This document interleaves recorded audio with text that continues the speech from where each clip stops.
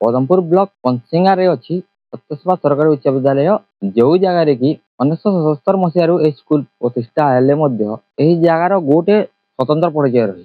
एही स्कूल रु अनेक बड़ बड़ चाकरिया माने जो माने कि किए साइंटिस्ट किए सॉफ्टवेयर इंजीनियर किए खेलकूद अनेक सुनाम अर्जन खाली खेलकूद सुनाम अर्जन करते से खाली हमर ब्लॉक स्तर नुहे जिला स्तर नुहे राज्य स्तर अंतर्जातीय स्तर में बहुत सुनाम धन्य अर्जन कर। आज आम पहुंचीचु सरकारी सत्यसेवा हाईस्कूल पंसिंगा ठारे जो जगार कि किछि दिन मध्य एठिकार खेल शिक्षक जहाँ प्रमुख भूमिका कहूँ स्कूल उपरे से किछि दिन मध्य आउ 2-4 दिन मध्य से एठू अवसर ग्रहण करेंगे। आसतु सीधासलख जीवा एवं एठिकार जो खेल शिक्षक अच्छी खेल शिक्षक सहित सीधासलख आलोचना करवा कि से तांकर एही जो चाकरी जीवन जो जर्नी थिला किभली रूप से अतिबाहित करचंती एवं किभली रूप एठी से रही अनवरत भावे एही अंचल क्रीड़ा प्रति निजर जो मनरु भाव देकी लोग शिशु मान गढ़ी तोलिकी एठिकार स्कूल छात्र छात्री मान केवल ब्लॉक स्तर नुहे पंचायत स्तर नुहे अंतर्जातीय स्तर में खेलाड़ी मानू से एटी निजर खेल शिक्षा देकर ठीक रूप से गाइड करिकी छुआ मान अंतर्जातीय स्तर में सुनाम अर्जन करने प्रचेषा चलती। आसतु सीधासलख जावा सहित आलोचना करवा कौन थिला चाकरी जीवन जो जर्नी एवं चाकरी जीवन रे किभली रूप से एठिकार नुहति दीर्घ अति कम रे 40 ରୁ 50 किलोमीटर दूर हम से जगार आसुले जहाँकि ओडिशा एवं छत्तीसगढ़ सीमांत वाली अंचल छत्तीसगढ़ और सीमांत अंचल गोटे गाँव रु मफसल गाँव आसिकी कंसिंगार शिक्षादान करते जहाँकि वर्तमान सबू जगह आपण मैंने देखुवे सरकार हस्तक्षेप पर सबू जगह वर्तमान नदी नाला रे ब्रिज हेबार लगी किंतु से जो समय आसुले से समय बहुत जगह से पानी रे डोंगारे पार होगी आसते सहित जो आम आलोचना करूँ से कहते डोंगा पार होगी आसिकी एटी अनवरत ठीक समय पहुंची निजर शिक्षादान करुले एवं छुआ मैंने किभली रूप से क्रीड़ा रे आगु को जीवे से प्रति बहुत ध्यान दौले। आसतु सीधासलख आलोचना करवा सहित कथा परिचय मोर ना है गोवर्धन मिश्र मुई मोर जन्म तारीख है 13/11/1965 ए स्कूल रे मुई 2784 रो खेल शिक्षक भाव नियुक्ति पाइली। तो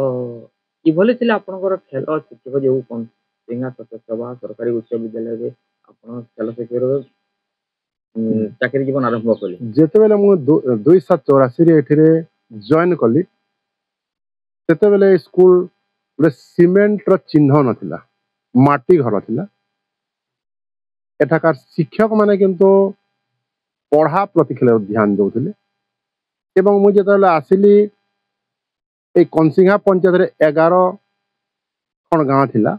किंतु कौन सी गाँव रे फुटबॉल मध्य खेलु नथिले स्पोर्ट्स रो कौन सी वातावरण नथिला किंतु मु एठारे पड़िया भी नथिला पड़िया निर्माण कराला गोटे पर गोटे खेल शिखाला किंतु स्कूल रो छात्र माने पाठ पढ़िबा सहित खेल रे मध्य उन्नति हैला एवं प्रत्येक खेल रे जिला स्तर रे राज्य स्तर पर्यंत पहुंचिले एवं से चाकरी बल रे से खेल बल रे विभिन्न डिपार्टमेंट चाकरी मध्य कले एपरिकी मोर प्रति अनुध्यान होई केतेक पिला खेल शिक्षक भाव रे ट्रेनिंग नेले एवं मु आज पर्यंत जहाँ अनुध्यान जानुची 20 जन पीटी चाकरी मध्य स्कूल पिला पीटी चाकरी मध्य करूछन। आपण सीधासलख प्रतिक्रिया शुणुले से कि जो भले भाव शिक्षादान कर वर्तमान सुधा 20 जन खेल शिक्षक 20 ରୁ 25 जन खेल शिक्षक नियुक्त हो सारे आहरी बहुत अच्छा जो माने कि क्रीड़ा क्षेत्र रे राज्य तथा अंतर्जातीय स्तर रे सुनाम अर्जन कर सर आपण को जो खेल शिक्षक मान खेल जो आपनकर छात्र छात्री जो माने कि जो 22 ରୁ 20 ରୁ 25 जन कहले से माने कि खेल शिक्षक अछंती वर्तमान एवं अंतर्जातीय स्तर रे हमर सुनामर खेलाड़ी माने अछंती से माने आपन ठाରୁ शिक्षादान करके सेठारे उपनीत होइछंती केमती लगे आपन को मते बहुत खुशी लागे जेहेतु मोर परिश्रम द्वारा अनेक लोग यदि उपकृत हेले मते खुशी लागवा स्वाभाविक कथा मते बहुत खुशी लागे लाଗୁଛି आपन को कंसिंगा गां रे रही कि एते वर्ष अनवरत भाबे अन्य कोनोसी स्कूल को जाई ना आमे जहा अनुदान करिसंती ए स्कूल रो तथा कंसिंगा गां रो वातावरण आपन को केमती लागुती मते गां रो लोक मान को कहंतो स्कूल को कहंतो बहुत आंतरिकार सहित मते भलो लागे सेथि पय मते आईपी पद को प्रमोशन हेतिला किंतु मु फर्गो करिछि ए स्कूल रो वातावरण स्कूल रो शिक्षक स्कूल रो छात्र छात्री समस्त को मते बहुत भलो लागे आपन सीधा सलक प्रतिक्रिया सुनुदा सार कहते तांको आईपी पदवी को ओ प्रमोशन हेतिला किंतु से पदवी को केवल एही कंसिंगा सत्यसभा स्कूल रो तांको मोह को सार मोह पाई से पदवी को प्रत्याख्यान करिसेंती एवं से पदवी को प्रत्याख्यान करी एटी पुणी निजर जो कला शिक्षक रूपे किभली रूपे एही अंचल रो क्रीड़ा प्रति अंचल शिशु माने भल भाव क्रीड़ा प्रदर्शन करबे सेति प्रति से ध्यान दैछंती आहरी कोन कहबे सर आज आपण आउ किछि दिन परे एटरू अवसर ग्रहण करबे केमती लागुची वर्तमान मते तो किछि लागुनी किंतु मु स्कूल रे जेतेले अवसर नेमी मु भाबुची जेउ समाज रे स्कूल रो काम जदि पड़े मु स्कूल रे उपस्थित हेबी एवं एई वर्ष आज रिटायर्ड हेले मध्य हमर मैट्रिक क्लास रो बेंच परीक्षा देवा पर्यंत मु निश्चय स्कूल को आसी आपण सीधा सलक बोले एमिति जणा शिक्षक रहबा कथा जे कि नियर प्रतिक्रिया रखुतले कि से 30 तारीख अवसर ग्रहण करिवे किंतु आगामी जो हाई स्कूल परीक्षा जो मैट्रिक क्लास रो 10th श्रेणी रो परीक्षा अछि से 10th श्रेणी रो परीक्षा पर्यंत से स्कूल को आसी निजर अनवरत शिक्षा प्रदान करिवे एहा एको जे गोटे शिक्षक रो बड़ स्वाभिमान जे कि पूर्ण रूप से कहते मीडिया सामने कहते कि 30 तारीख से हमर 10th श्रेणी रो परीक्षा सरीबा पर्यंत एटी स्कूल ले सठिक भाव में निजर शिक्षादान करेंगे और आपन को शेष प्रश्न सर एठू अवसर ग्रहण कला परे कंसिंगा सत्यसभा हाईस्कूल को कौन भूली जीवेनी